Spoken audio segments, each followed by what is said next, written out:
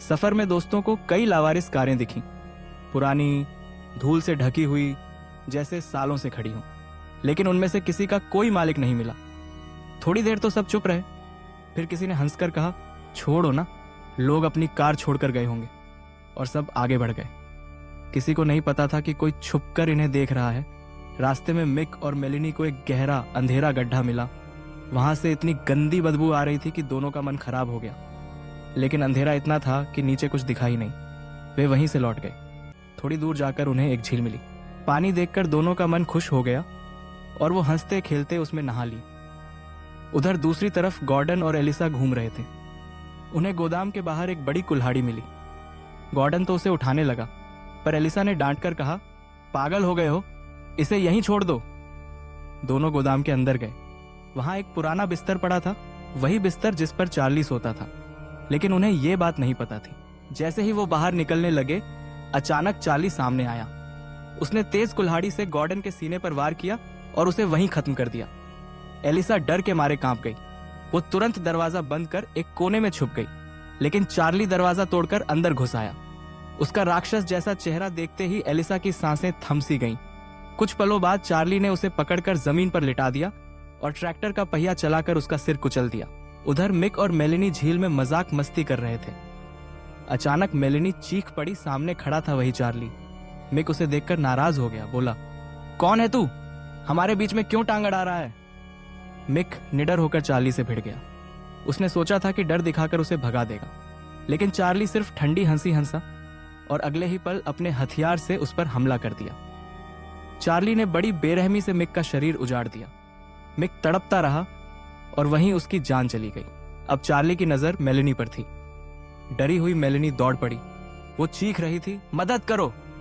लेकिन चार्ली ने उसे पकड़ लिया और जमीन पर पटक दिया। उसने बेरहमी से मेलिनी का चेहरा नोच डाला और वहीं उसका अंत कर दिया। इधर टोनी, जिसे अपने दोस्तों की फिक्र थी, भी 40 फार्म पहुंच गया। अंदर उसने देखा कि उसके दोस्त नहीं थे, बस दीवार पर उनके नाम लिखे हुए मिले। उधर नताशा बाहर खड़ी होकर जसन का इंतजार कर रही थी। काफी देर बाद भी जब जसन बाहर नहीं आया तो वो खुद अंदर गई। कमरे में जसन कहीं नहीं दिखा, लेकिन अचानक बिस्तर के नीचे से उसकी कांपती आवाज आई, नताशा, यहां कोई है? उसके हाथ में खतरनाक हथियार है। शुरुआत में नताशा ने सोचा यह मजाक है, लेकिन तभी चार्ली अंदर आ गया। अब उन्हें सच्चाई का एहसास हो गया था। दोनों बिल्कुल खामोश हो गए, जैसे सांसें भी रुक गई हों। इतने में टोनी वहां पहुंचा और चार्ली से भिड़ गया। टोनी पूरी ताकत से लड़ रहा था ताकि उसके दोस्त भाग सकें। जसन और नताशा ने भागने की कोशिश की, लेकिन तभी चार्ली ने टोनी को पकड़कर उसकी गर्दन नोच दी। टोनी वहीं ढेर हो गया। अब बारी जसन की थी। चार्ली ने बिना वक्त गनवाए उसका गला काट दिया। नताशा चीखती हुई भागी, लेकिन चार्ली ने उसे भी पकड़ लिया। जब नताशा की आंखें खुली तो उसने खुद को एक लकड़ी के बॉक्स में बंद पाया। वो जोर लगाकर बॉक्स तोड़ निकली। बाहर निकली तो सब तरफ सड़ी गली लाशें थीं। बदबू से उसका दम घुट रहा था। उसे बाहर निकलने के लिए सीढ़ी दिखी। डरी सहमी वो सीढ़ी चढ़ने लगी, लेकिन तभी उसके पीछे भारी कदमों की आहट गूंजी। मुड़कर देखा, चार्ली वहीं खड़ा था। नताशा डर से कांप रही थी, लेकिन जैसे ही चार्ली करीब आया, वो तुरंत दीवार के पीछे छुप गई।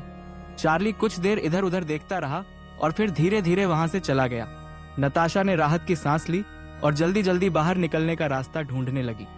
उसका दिल इतनी तेज धड़क रहा था जैसे कभी बाहर कूद जाएगा। अचानक उसके पास ब्लू आ गया। हाँ, वही बूढ़ा इंसान जिसने पहले सबको चेतावनी दी थी। ब्लू ने उसका हाथ पकड़ा और चिल्लाया, आओ बेटी, मैं तुम्हें यहां से निकालता हूं।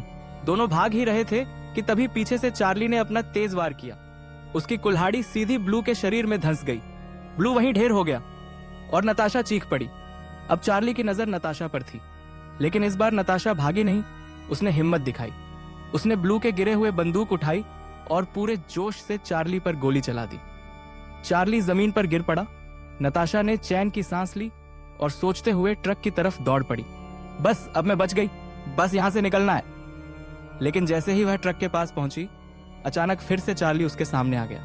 इस बार उसके हाथ में वही गन थी।